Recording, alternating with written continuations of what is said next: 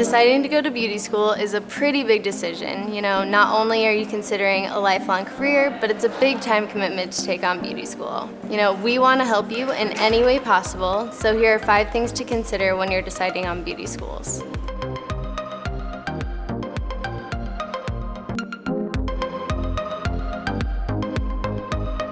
So the first thing is your body physically ready to take on beauty school? You don't really take this into account in most professions, but in cosmetology, you'll be standing, constantly moving around your station in the salon almost all day long. And this isn't just for the short time you're in cosmetology school, it'll be for the entire length of your career.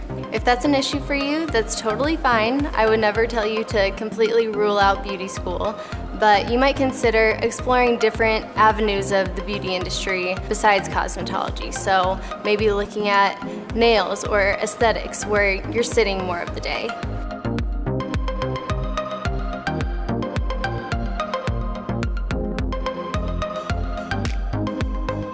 The second thing to consider is motivation. Are you a motivated person, or do you need a little push to get things done?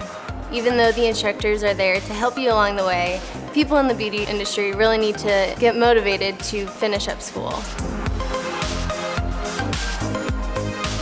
In another video, I'll go into more detail about how to stay on track for graduation, but one of the biggest hurdles for students is getting their hours in. Each state requires a different number of hours to complete to get your license, and you need to be willing to get those hours in. Another reason you need to be motivated is in your career. This industry is all about selling the services that you provide. Are you willing to go the extra mile to put yourself out there and build your clientele? Well, you're going to need to be motivated enough to work your way up, take risks and build your business. It's a lot of hard work to be successful, and some motivation and the right education can definitely get you there.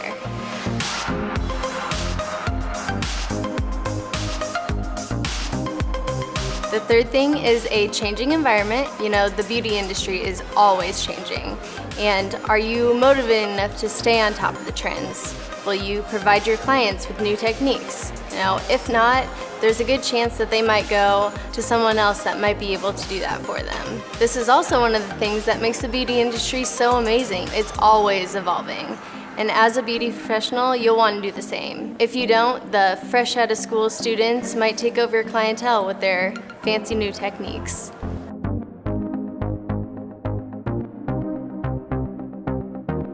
Number 4 would be, are you a people person? Do you enjoy talking to people, or are you a little bit more reserved? If you're not yet, that's totally fine. You can learn to communicate with clients and learn to adapt to different personalities, but if you're just not the kind of person that likes conversation, or you prefer to concentrate on your work with no distractions, this might not be the career for you.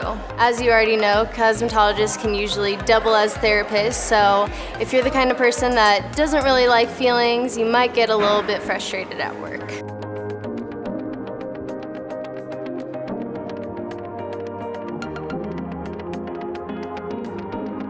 And number 5 would be, are you passionate about the beauty industry?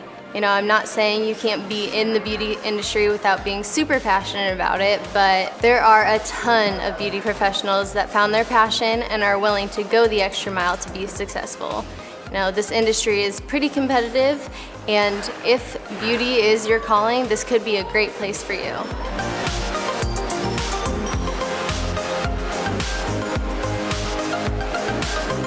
I hope this helps you out a little bit. Please feel free to reach out if you need anything, or visit beautyschoolsdirectory.com. I'm Elizabeth, and I'll see you later.